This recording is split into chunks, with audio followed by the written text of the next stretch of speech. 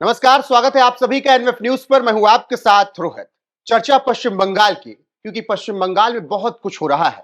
SIR की प्रक्रिया चल रही है, 56 लाख से ज्यादा नाम कट सकते हैं और ऐसे में इसका फायदा किसको मिलेगा, घाटा किसको होगा, इस पर चर्चा करेंगे। वहीं संदेश खाली में जो कुछ भी हुआ पिछले साल, जिसमें टीएमसी की फजीहत हुई, अब उसी संदेश खाली मामले के मुख्य गवाह को जब वो पेशी पर जा रहा था तो ट्रक ने कुचल दिया। क्या ये फिल्म का सीन दोहराया गया या फिर केवल एक दुर्घटना थी? इन सब बातों को समझने की कोशिश करेंगे। मेरे साथ इस वक्त राजनीतिक समीक्षक वेद शर्मा जी मौजूद है। बहुत बहुत स्वागत सर आपका एनएफ न्यूज पर। धन्यवाद रोहित भाई। सबसे पहला सवाल यही कि संदेश खाली में जो कुछ भी हुआ पिछले साल हमने देखा, अब उसका जो मुख्य गवाह था वो जा रहा था गवाही पे, ट्रक ने कुचल दिया। ऐसा हमने मिथुन की फिल्मों में देखा करते थे। रोहित भाई, बड़े दुर्भाग्य की बात है कि पश्चिम बंगाल एक ऐसा प्रदेश है जहां का नेतृत्व महिला के पास है और उस महिला के पास है जो अक्सर माँ माटी मानुष की बात करती है।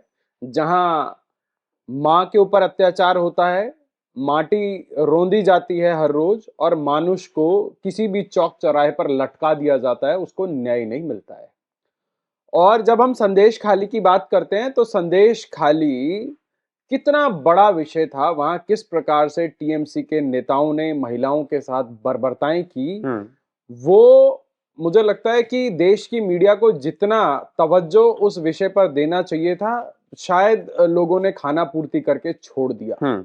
और अब जब वो कानूनी प्रक्रिया के तहत उसके ऊपर कार्रवाई हो रही है तो कैसे फिल्मी स्टाइल में उसके जो मुख्य गवाह जो अपनी गवाही देने के लिए जा रहे थे, उनको ट्रक से पहले लेन बदलकर उनको एक्सीडेंट किया गया, फिर उसके बाद गाड़ी से घसीट के गाड़ी को जो है गिरा दिया गया। अब जो मुख्य गवाह हैं, भगवान की दया से वो सकुशल बच गए हैं, पर गाड़ी का ड्राइवर और उनका बेटा जो है उनकी मृत्यु हो गई है। तो हमने ये 80-90 के दशकों में हमने इस प्रकार के जो है दृश्य बॉलीवुड की फिल्मों में हम देखा करते थे और आज कहीं ना कहीं बंगाल की सड़कों पर इसकी पुनरावृत्ति हो रही है। तो बंगाल एक ऐसा राज्य बन गया है जहां पे न्याय की अपेक्षा करना बेईमानी सा हो गया है, जहां ना खाता ना बही, जो ममता बनर्जी और उसके गुंडे कहें वही सही वाला जो एक नैरेटिव बिल्ड हो रहा है। आपने देखा पिछला चुनाव बंगाल का, जब ममता बनर्जी के पास दिखाने को कुछ नहीं था, तब ममता बनर्जी के राजनीतिक सलाहकार ने उनको टूटी टांग का एक बेजोड़ आइडिया दिया और खेला होबे और वो टूटी टांग की बदौलत ममता दीदी चुनाव जीत गई। बिल्कुल, खेला होबे पे आएंगे, लेकिन यहाँ पर एक सवाल ये, शेख शाहजहां जो इसमें मुख्य आरोपी रहा और फिर अब परिवार की तरफ से जो जिसके परिवार गवाह के परिवार का जो बच्चा गया, उसके परिवार की तरफ से कहा जा रहा है कि पूरा प्री प्लान निश्चित रूप से जिस मुद्दे को दबाने के लिए पूरी राज्य सरकार की मशीनरी लगी हो, आपने देखा उस शेख को गिरफ्तारी से बचाने के लिए पूरा राज्य का संयंत्र लग गया था। मुख्यमंत्री ने उसको लगभग 1 महीने से अधिक का समय जो है सीबीआई की गिरफ्त से बचाने के लिए क्या नहीं किया। जब उनको लगा कि अब जो है ये पूरे देश के सामने एक्सपोज हो गया है, ये इससे ज्यादा अब नहीं किया जा सकता, तब जाके उसकी जो है एक खाना पूर्ति के रूप में एक प्रकार की गिरफ्तारी हुई। और आज देखिए, आज जब एक गवाह कानूनी प्रक्रिया के अंतर्गत जब वो अपने बयानात दर्ज कराने के लिए जा रहे हैं, तो किस प्रकार से उनको फिल्मी स्टाइल में उनको मौत के घाट उतार देने का जो ये दुष्प्रयास किया गया। पर मुझे लगता है कि भगवान के घर देर है अंधेर नहीं है। जो पीड़ित परिवार है उनको निश्चित रूप से न्याय मिलेगा और जो लोग अपराधियों को बचाने में संलग्न हो, चाहे वो राज्य के मुख्यमंत्री कार्यालय क्यों ना हो, चाहे वो पूरी टीएमसी पार्टी का कैडर क्यों ना हो, भगवान की लाठी में आवाज नहीं होती, न्याय अवश्य मिलेगा। बिल्कुल, न्याय क्या 2026 में मिल जाएगा? बहुत छोटे से बिल्कुल मिलेगा। ठीक है। क्यों मिलेगा, मैं आपको बताता हूं। आप सोचिए, बंगाल एक ऐसा राज्य है जहां पे जो है देवी की आराधना होती है और उसी राज्य के अंदर आपको जो है दुर्गा पूजा के लिए, दुर्गा विसर्जन के लिए, क्योंकि मुहर्रम पड़ता है तो तुष्टीकरण की राजनीति के चलते वो सब वहां की सरकार रोक लगा देती है। फिर हिंदुओं को कोर्ट का रास्ता अख्तियार करना पड़ता है, फिर कोर्ट से जाके जो है वो स्टे कराना पड़ता है और तब जाके लोग अपनी बात जब धार्मिक स्वतंत्रता की होती है तो सारा का सारा ठीकरा हिंदुओं के सर पे क्यों फोड़ा जाता है?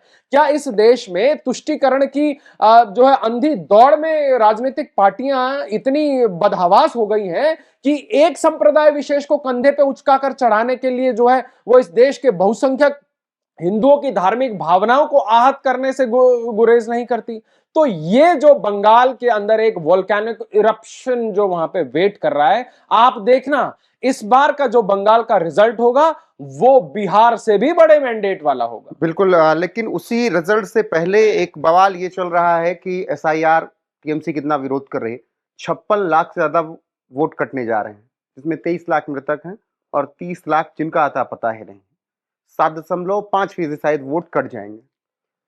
फायदा बिहार की तरह ही बीजेपी को होने जा रहा है। देखिए, फायदा ये बीजेपी को या टीएमसी को फायदा नुकसान वाली बात नहीं है, ये फायदा लोकतंत्र को होगा। क्या एसआईआर पहली बार हो रहा है? क्या आज से पहले एसआईआर नहीं हुआ? विपक्ष तो ऐसा ही माहौल बना रहा है। आप सोचिए, क्या इस देश में आजादी के बाद से लेकर 2002 तक एसआईआर नहीं हुआ? क्या आपने बीजेपी को सड़कों पर उतरकर जो है दंगा फसाद और जो है इस प्रकार का नाटकीय पटाक्षेप करते हुए देखा था? बिल्कुल नहीं। पर ये लोग, जो लोग तुष्टीकरण की राजनीति करते हैं, जो लोग फर्जी वोटों के सहारे अपनी राजनीतिक सर्वाइवल करते हैं, उन लोगों के लिए ये सबसे बड़ा चैलेंज है। आप सोचिए, बिहार जैसे राज्य में, जहां का आपने इससे पहले के चुनाव भी देखे होंगे कि एक चरण में चुनाव कराना कितना मुश्किल होता था, कई चरणों में चुनाव होता था और दंगे फसाद होते थे, बूथ लूट लिए जाते थे, दर्जन भर मौतें नहीं हो जाती थी तब तक चुनाव नहीं होता था। आपने इस बार का चुनाव देखा, अद्भुत था। 2 चरणों में चुनाव हुआ, 69 लाख एसआईआर के तहत वोट काटे गए। 69 लोग भी आके उन्होंने कोर्ट के अंदर पिटीशन नहीं डाली कि साहब हमारा वोट गलत कटाए करके। तो जब ये एक संवैधानिक प्रक्रिया है, जो जिस व्यक्ति की मृत्यु हो चुकी है, जो व्यक्ति वहां से पलायन कर चुका है, तो क्या उसको वोट डालने का अधिकार होना चाहिए? बिल्कुल नहीं होना चाहिए। ये एक संवैधानिक प्रक्रिया है। एक तरफ विपक्ष के लोग कहते हैं कि जो है एसआईआर होना चाहिए और इसके अंदर पारदर्शिता होनी चाहिए।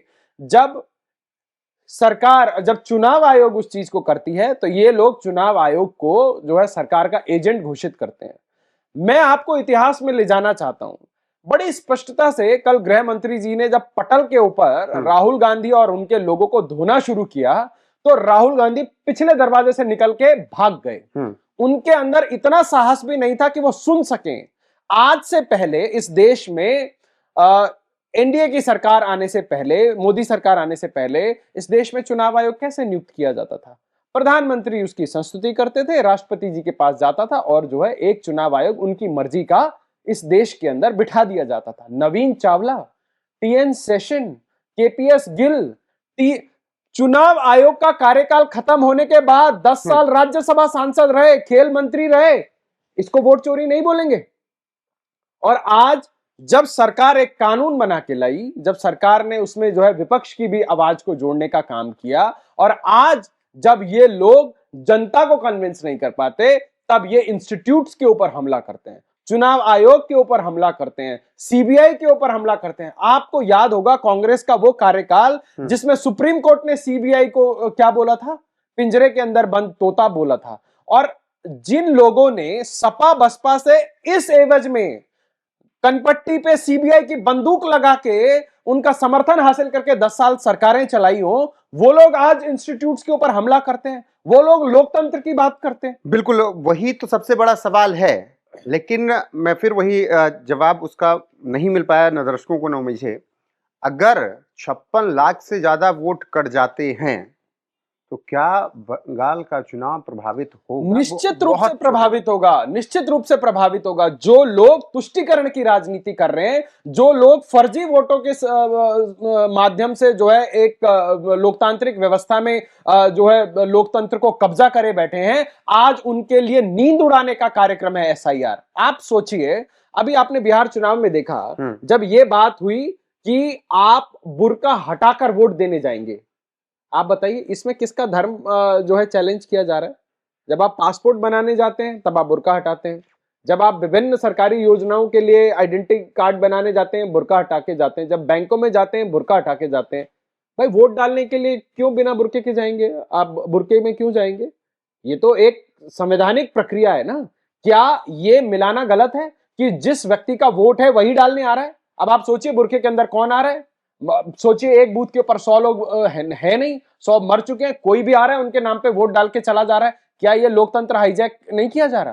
तो जो लोग इन प्रक्रिया, इन प्रोसेसेस के थ्रू, ऐसे शॉर्टकट्स के थ्रू आज तक जो है लोकतंत्र को कब्जाए बैठे थे, आज सबसे बड़ी नींद उन्हीं लोगों की उड़ी पड़ी है। जो लोग सिर्फ तुष्टीकरण की राजनीति करते थे, उन लोगों की नींद उड़ी पड़ी है। हां, अगर इससे भाजपा को फायदा मिलता है तो इसमें कोई गुरेज नहीं, मिलना चाहिए। बिल्कुल। फिलहाल पश्चिम बंगाल को लेकर माहौल पूरी तरीके से भरा हुआ है। कारण क्या क्या रहे उस पर हमने विस्तार से चर्चा की है। अब आपकी राय क्या है कमेंट सेक्शन में जरूर बताइएगा।